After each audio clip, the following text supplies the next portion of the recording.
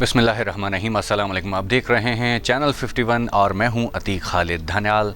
नाज़रीन, आज हमने बात करनी है जो बड़ी इम्पॉर्टेंट और बड़ी ख़ास बात है, और ऐसी बात है जिसको सुन के बंदा एक दफ़ा सोचता है कि क्या ऐसा भी हो सकता है। आपको बताएं कि चौधरी बरादरान जो हैं आपस में उनके इख्तलाफात खुल के सामने आ गई और उनकी राहें जो हैं अब जुदा होने के करीब हैं। आपको बताएं कि चौधरी बरादरान ने सियासी तौर पर राहें जुदा करने का फ़ैसला कर लिया है। चौधरी शुजात हुसैन और चौधरी परवेज़ इलाही के इख्तलाफात की वजह से मुस्लिम लीग काफ ऐवानों में भी तकसीम हो गई है। चौधरी वजाहत हुसैन के बेटे हुसैन इलाही ने ख़ानदानी पार्टी को खैरबाद कहकर मुस्तकबिल की सियासत का फ़ैसला मोनस इलाही की स्वाबदीद पर छोड़ दिया है। चौधरी शुजात हुसैन और चौधरी परवेज़ इलाही के दरमियान सियासी फासले सामने आने के बाद उनके हम ख्याल भी तकसीम हो गए हैं। चौधरी शुजात हुसैन अपने साहबजादगान और तारिक बशीर चीमा के हमरा नून लीग के साथ खड़े रहेंगे। स्पीकर पंजाब असम्बली चौधरी परवेज़ इलाही, चौधरी मोनस इलाही, हुसैन इलाही तहरीक इंसाफ के साथ जाएंगे। मुस्लिम लीग नून के सदर चौधरी शुजात हुसैन के छोटे भाई चौधरी वजाहत के बेटे हुसैन इलाही ने पार्टी से अलहदगी का ऐलान किया है।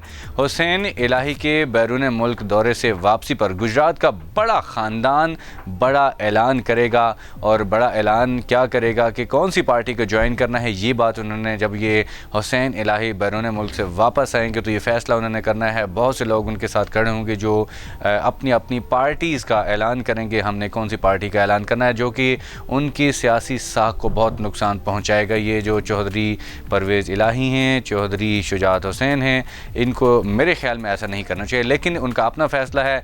ये इख्तलाफात उनके खुल के सामने, लेकिन ये भी खुल के सामने कैसे आए, आपको पता है कि जैसे ही तरीके अदम एतमाद आई थी तो उस दौरान जो है ये उनके जो आपस में इख्तलाफात हुए थे वो अब जो है वो अलहदगी की शक्ल में सामने आए हैं।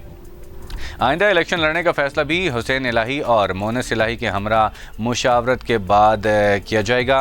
उन्होंने ट्विटर पर, ये हुसैन इलाही कहते हैं कि ट्विटर पर उन्होंने कहा कि फ़ैसला किया है कि मुस्लिम लीग काफ के साथ मेरा सियासी सफ़र अब ख़त्म होना चाहिए, ऐसी पार्टी में नहीं रह सकते। ये हुसैन इलाही कहते हैं कि जो शहबाज शरीफ की क़ियादत में इम्पोर्टेड हुकूमत की हिमायत करती हो। हुसैन इलाही ने कहा कि मोनस इलाही से मिलकर मुस्तकबिल का सियासी फ़ैसला करेंगे, क्योंकि अभी फ़िलहाल उन्होंने एक जो ऐलान करना है, जब ये बाहर से वापस आएंगे तो गुजरात का एक बड़ा ख़ानदान उनके साथ होगा और वो अपने फ्यूचर का फ़ैसला करेंगे। उनका ये कहना है कि यानी कि ये लोग जो हैं PTI के साथ खड़े हैं, इमरान खान साहब के साथ खड़े हैं, वो ये कहते हैं कि हमने इम्पोर्टेड हुकूमत जो है इनके साथ हमने खड़े नहीं होना, शहबाज शरीफ के साथ हमने खड़े नहीं होना, इसलिए चौधरी शुजात हुसैन के साथ भी हमारे रास्ते अलग हैं। ये उन्होंने अभी ऐलान करना है। यानी कि घर के 3 MNAs हैं में से 2 तहरीक इंसाफ के हामी हैं। 3 MNAs हैं जिनमें से 2 जो हैं तहरीक इंसाफ के हामी हैं। ये तकसीम पंजाब असम्बली में भी है, मगर यहाँ चौधरी परवेज़ इलाही का पलड़ा भारी है, क्योंकि उन्हें बाऊ रिजवान, अब्दुल्ला वड़ाइच, शहादत नवाज, साजिद भट्टी और खदीजा उमर फारूकी की हिमायत भी हासिल है, जबकि तारिक बशीर चीमा ग्रुप के डॉक्टर अफजल चौधरी शुजात हुसैन की हिमायत कर रहे हैं। नाज़रीन, ये इख्तलाफात इमरान खान हुकूमत के ख़िलाफ़ तहरीक अदम एतमाद के मामले पर चौधरी ख़ानदान में पैदा हुए थे।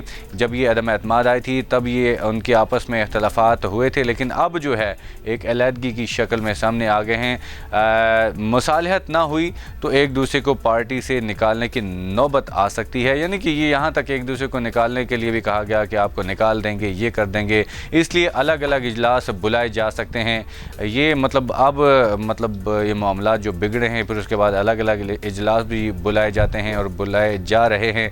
गुजरात के बड़े सियासी ख़ानदान में दूरियां ख़त्म कराने के लिए चौधरी ख़ानदान के पुराने रुफ़क़ा ने एक बार फिर कोशिश तेज़ कर दी है। उनका कहना है कि सियासी इख्तलाफात को फ़ौरी तौर पर ख़त्म न किया गया तो चौधरी ख़ानदान को नाक़ाबिल तलाफ़ी नुकसान उठाना पड़ेगा। हकीकत भी यही है कि अगर ऐसा हो जाता है, यानी कि ये हकीकत में इनके आपस में इख्तलाफात दूर ना हुए तो बहुत नुकसान होगा चौधरी बरादरान की साख को।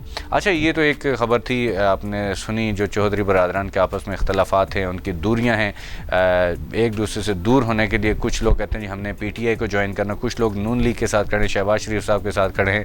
یہ اگر ایسا ہو جائے کہ ان کے آپس میں اختلافات مٹا دیے جائیں تو ہی بہتر ہے, کیونکہ اگر ایسا ہو جاتا ہے, علیحدگی ہو جاتی ہے, تو ان کی سیاسی ساکھ کو بہت بڑا نقصان پہنچے گا, ان کی وہ ساکھ نہیں رہے گی, وہ اہمیت نہیں رہے گی.